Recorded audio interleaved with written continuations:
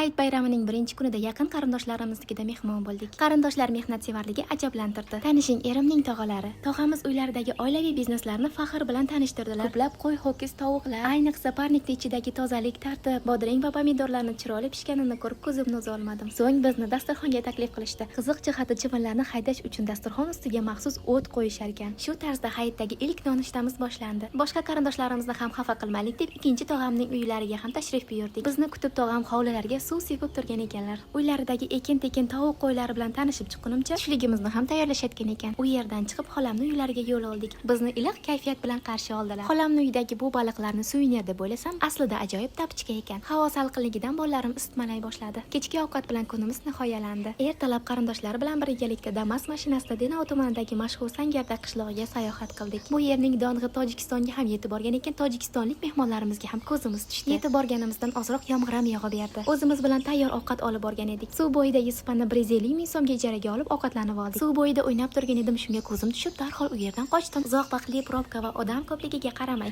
barchani qalbini zabt etgan Sangardak sharsharasiga kirmasdan ketsak bo'lmasdi. Bu tabiiy go'zallik hayratda lol qoldiradi. Odam ko'pligidan tez-tez rasmga tushib, u yerdan chiqib ketdik. Mahalliy bozorlardan esdalik uchun shunaqa taqinchoqlar olib oldik. Siz hayit ayyomiga qayerlarga bordingiz? Kommentariyada yozib keting.